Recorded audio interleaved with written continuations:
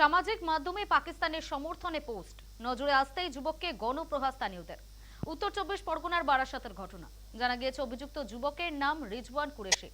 বারাসাত চাপাডালি মোড় সংলগ্ন এলাকায় একটি মাংসের দোকান রয়েছে তার। কাশ্মীরে জঙ্গি হামলার পর ভারত পাকিস্তান সংঘর্ষ শুরু হয়েছিল।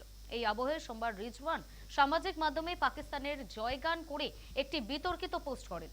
পোস্টে দেখা যায় পাকিস্তানের প্রধানমন্ত্রীর পায়ের ধারে নত হয়ে বসে রয়েছেন ভারতবর্ষের প্রধানমন্ত্রী নরেন্দ্র মোদী। আর তার পোস্ট লক্ষ্য করেন বারাসাতের একদল যুবক।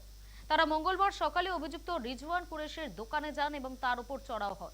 এরপরই সেখান থেকে পালিয়ে যান অভিযুক্ত। ঘটনায় ব্যাপক উত্তেজনা ছড়ায় এলাকায়। খবর পেয়ে ঘটনাস্থলে পৌঁছায় বারাসাত থানার পুলিশ।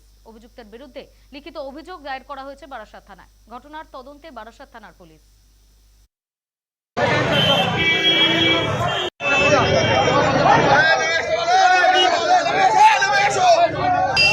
ও দেশ বিরোধী পোস্ট করেছে, পাকিস্তানের পতাকা দিয়ে ভারত নতজানু হয়ে তলায় বসে আছে, এই ধরনের পোস্ট করছে। দোকান ভেঙে দেবো, দোকান করতে দেবো না, ওর ফ্যামিলি শুদ্ধকে মিশিয়ে দেবো, ওর এলাকায় থাকতে দেবো।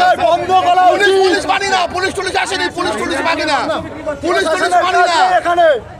ভারতবর্ষ থেকে এই ধরনের পোস্ট করবে, আমাদের এখানে থাকতে পারবে না। আজকে সবে দোকান ভাঙা দিয়ে শুরু হলো। এখানে থাকবে, এখানে খাবে, এখানে পড়বে, আর এখানে বদনাম করবে। এই হতে দেওয়া যায় না। একদম। এটা কি সম্ভব আমাদের বরদাস্ত করা? কোনোদিন সম্ভব না। কি চাইছেন এখন আপনারা? একে চাইছি উচিত, একে শিক্ষা দেওয়া হোক।